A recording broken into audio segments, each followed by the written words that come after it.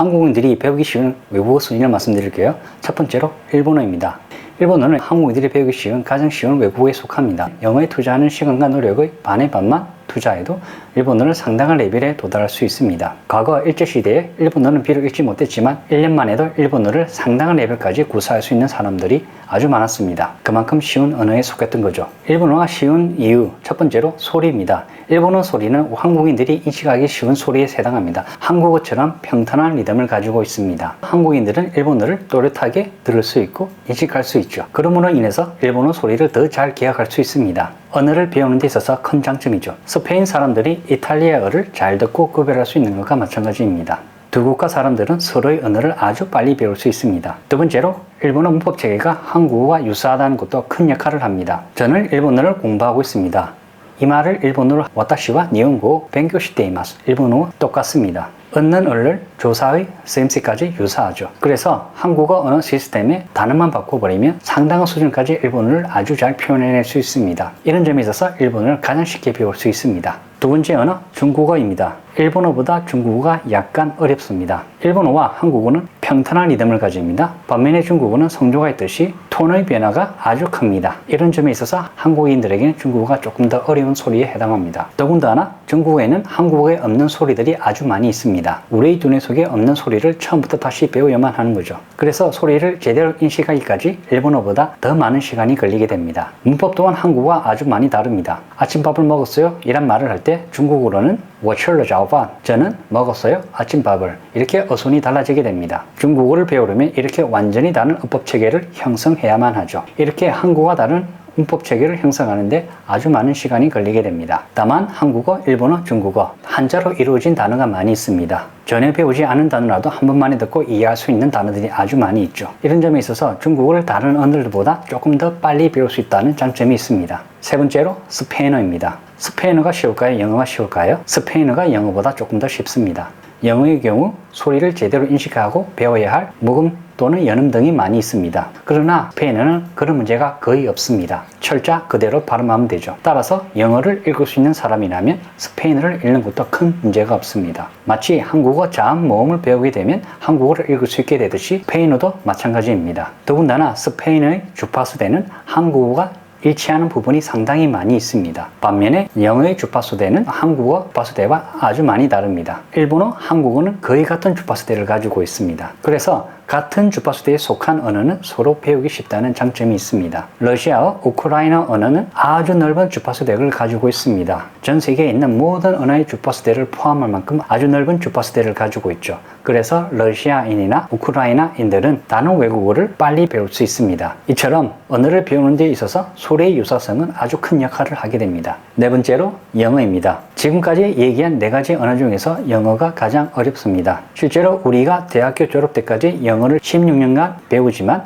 영어를 제대로 못하는 이유가 우리의 영어 교육 시스템의 문제도 있지만 영어 그 자체가 아주 어려운 언어에 속하기 때문입니다. 영국 영어와 미국 영어를 비교해 볼까요? 영국 영어가 미국 영어보다 더 어렵습니다. 영국 영어의 주파수대가 미국 영어보다 더 높습니다. 아주 고주파수를 가지고 있죠. 그래서 한국인들에게는 영국 영어를 배우는 게 훨씬 더 어렵습니다. 다시 말해서 같은 레벨에 도달하기까지 영국 영어를 배우는데 걸리는 시간이 미국 영어를 배우는 시간보다 더 많이 걸리게 됩니다. 이처럼 영어가 어려운 언어에 속하는데 이 영어에 투자하는 시간을 고스란히 일본어나 중국어 배우는데 투자하게 된다면 두 언어를 상당한 레벨에까지 도달할 수 있습니다. 같은 시간으로 말이죠. 다섯 번째, 프랑스어입니다. 프랑스어가 영어보다 더 어렵습니다. 프랑스에는 우리가 잘 인식하지 못하는 소리들이 아주 많이 있고요. 그리고 읽기도 어렵습니다. 문법 체계도 완전히 다르죠. 그래서 이 복합적인 문제들을 다 해결해야만 합니다. 따라서 프랑스어를 한국인이 제대로 배우려면 아주 많은 시간을 소요해야만 합니다. 여기까지 5개 언어를 말씀드렸는데요. 외적으로 다른 얘기를 또 설명할게요. 중국어가 유창하다면 일본어를 빨리 배울 수 있습니다. 상대적으로 일본어가 아주 유창하다면 중국어는 아주 조금 빨리 배울 수 있습니다. 그리고 스페인어가 유창하다면 포르투갈어, 이탈리아를 아주 빨리 배울 수 있습니다. 프랑스어도 포르투갈어, 이탈리아 정도는 아니지만 스페인어권 사람들이 아주 빨리 배울 수 있는 언어에 속합니다. 그리고 영어가 유창하다면 프랑스어, 이탈리아, 독일어 등을 빨리 배울 수 있습니다. 그리고 동시에 여러 언어를 배우고자 할 때의 주의점에 대해서 말씀드리고자 합니다. 유사 언어군은 피하시는 게 좋습니다. 예를 들어 프랑스어와 스페인어를 동시에 배우는 것은 영어와 중국어를 동시에 배우는 것보다 훨씬 더 어렵습니다. 유사하지 않은 언어군이 어떤 것인지를 알고 싶다면 지도를 펼쳐서 보시면 됩니다. 지리적으로 멀리 떨어진 국가들의 언어들은 유사성이 매우 낮습니다. 한국이 일본 또는 중국과 가까이 있는 것처럼 한국어, 일본어, 중국어는 유사성이 아주 높습니다. 반면에 영어권 나라들과 한국어는 유사성이 매우 낮죠. 그래서 어려운 언어에 속합니다. 따라서 폴리글랏이 되고 싶은 분들이라면 이런 전략이 있을 수 있습니다. 유럽에서 폴리글랏들이 많은 이유는 그들의 언어의 유사성이 아주 높기 때문입니다. 예를 들어 벨기에에서는 네덜란드어, 프랑스어, 독일어를 사용합니다. 그리고 영어까지 배우죠. 이렇게 하나의 국가에서 4가지 언어를 동시에 배우고 사용하고 있습니다. 유사성이 아주 높은 4개의 언어를 사용하는 국가이기 때문에 이 나라 사람들은 이 4개의 언어를 빨리 배울 수 있습니다. 그리고 유럽의 여러 국가들은 버스, 기차로 서로 국경을 통과할 만큼 지리적으로도 아주 가까이 있죠. 이런 유리한 조건들로 인해서 유럽 사람들은 아시아권 사람들보다 더 많은 언어를 배울 수 있는 장점이 있습니다. 따라서 한국인으로서 다계국어자가 되고 싶다면 이런 전략을 취하셔도 됩니다.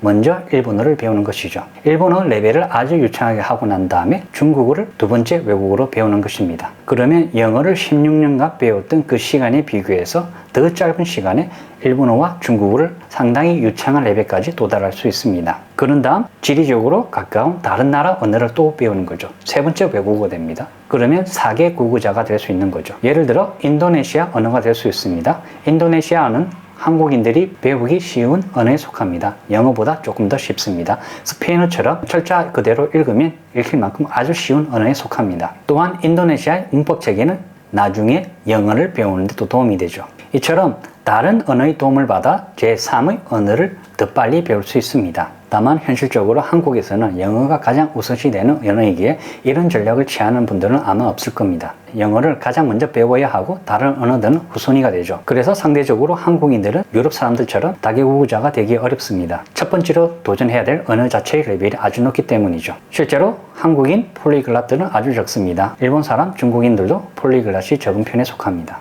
유럽에는 많이 있죠. 이처럼 30개 이상의 언어가 가능한 유럽인들과 달리 단 하나의 언어인 영어를 배우는데도 이렇게 오랜 시간이 걸리는지 이해가 되셨을 겁니다. 마지막으로 정리할게요. 처음 배우는 외국어가 가장 어렵습니다. 어떤 경험과 지식이 없기 때문이죠. 여러 언어를 배워나갈수록 수많은 시행착오를 겪게 됩니다. 그리고 더 나은 방법을 알게 되죠. 그래서 다계국어자가 되는 가장 빠른 방법은 첫 번째 언어를 아주 유창하게 한 다음 그 언어를 절대 삼아 제2의 외국어를 배우는 방법이 있습니다. 만약에 일본어를 먼저 제1 외국어로 선택했다. 그러면 일본어 유창해진 다음에 중국어를 택하는 것이죠. 아니면 영어를 첫 번째 외국어로 배웠다. 그러면 영어가 아주 유창하게 한 다음에 독일어, 프랑스어, 이탈리아 등 유럽권 언어를 배우면 됩니다. 그렇게 해서 2번째, 3번째 외국어 배움을 향상시킬 수 있습니다. 아무것도 없는 제로의 사람이 동시에 여러 언어를 배우고 싶다면 어떻게 하면 될까요? 동시에 배울 수 있는 최대의 언어 개수는 3개까지입니다. 3개 이상 넘어가면 아주 어렵습니다. 사실 3개도 많죠. 3개 이상 여러 언어를 배우게 되면 n분의 1로 해서 배움의 속도가 나누어지는 것이 아니라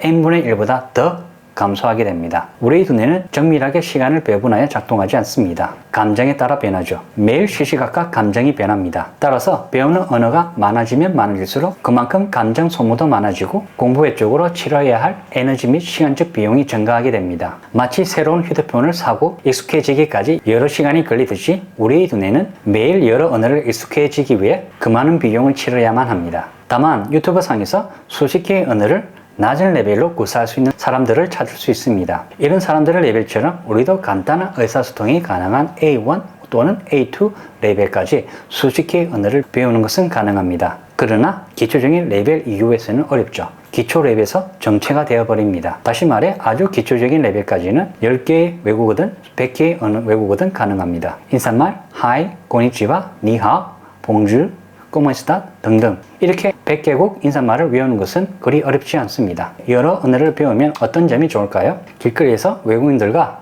얘기할 때 그네들 언어를 못하는 척 하다가 나중에 그네들 언어를 해버리면 그 사람들이 놀라서 막 웃기도 합니다. 이런 경험도 있을 수 있죠. 유튜브 상에서 이렇게 프랭크를 하는 사람들도 많이 있습니다. 관광지에서 외국인과 가게 주인이 서로 의사소통이 안 될 때 자신이 배운 외국어로 통역을 하면서 도와주는 것도 아주 즐거운 경험이 되는 거죠.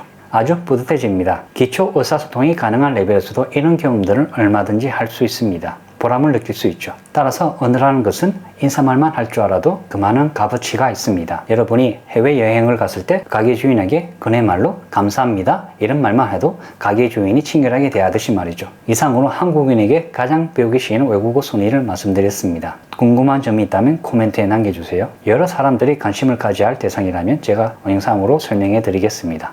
감사합니다.